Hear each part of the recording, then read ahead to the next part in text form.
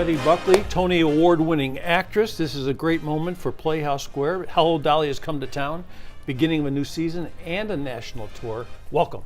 Thank you, David. It's good to be here. Yeah, how good is it to be here when you step out on the stage of the Conner Palace? This theater is like my idea of the perfect theater. It's just like, it feels like a little teacup, but then, you know, it's so huge, but it has this great intimacy, and the acoustics are remarkable.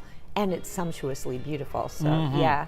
Yeah, and that's coming from somebody who really knows. I mean, West End, Broadway, all over the world. What a fantastic career. Yeah. And I was thinking about Hello, Dolly. Here's a show that it's been around a long time, 1964, Tony Award winner. But there are a lot of people who know nothing about Hello, Dolly right now. They're just learning for the first time. What is it about Dolly Levi that you like so much? She's the most joyous person I think I've ever had the opportunity to play.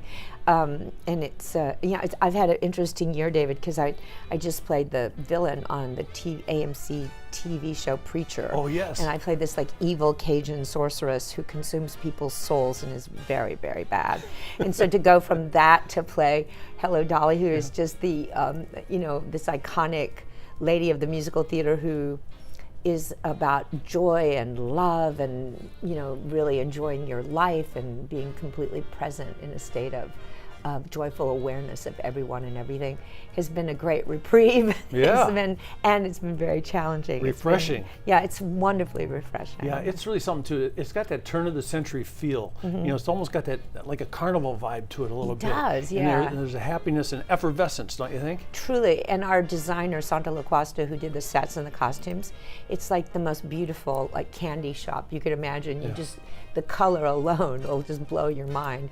But then that combined with this incredible music and this incredible cast and the clarified, exquisite storytelling of our brilliant director, Jerry Zaks, the magnificent dancing, the choreography by Warren Carlyle, and with new orchestrations by Larry Hochman, inspired by our musical consultant, Andy Einhorn.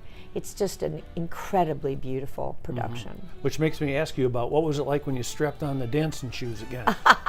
I was a little surprised, actually, because when I saw the show, I was just so swept up by it, and I loved Bette Midler's interpretation, and the whole experience of it was just so joyous. I was in rapture at the end of the show, crying, standing and crying and applauding with everyone else. But I somehow missed the fact that she dances quite a lot. So my first rehearsal, they were like, "Oh yeah, let's do the hard dance number first." I'm like, "Dance number?"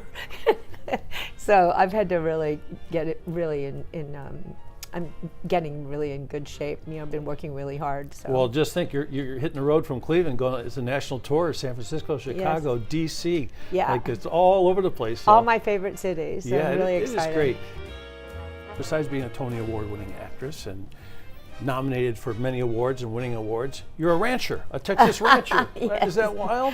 It's my grandfather, his father, my dad's father, was named Norman C. Kid Buckley. He was a cowboy in the Old West, and my grandmother, Myrtle Buckley, homesteaded her own land in South Dakota when she was 18 years old, and she drove the chuck wagon. So cowboys are in my background, and I've loved horses since I was a child, and so I finally, right after 9/11, I realized I needed to get back to my roots, and I wanted to live where horses were and ride horses. So I made this life change about 15 years ago, and it's been the best thing I've ever done for myself. But it is hard to leave for a national tour.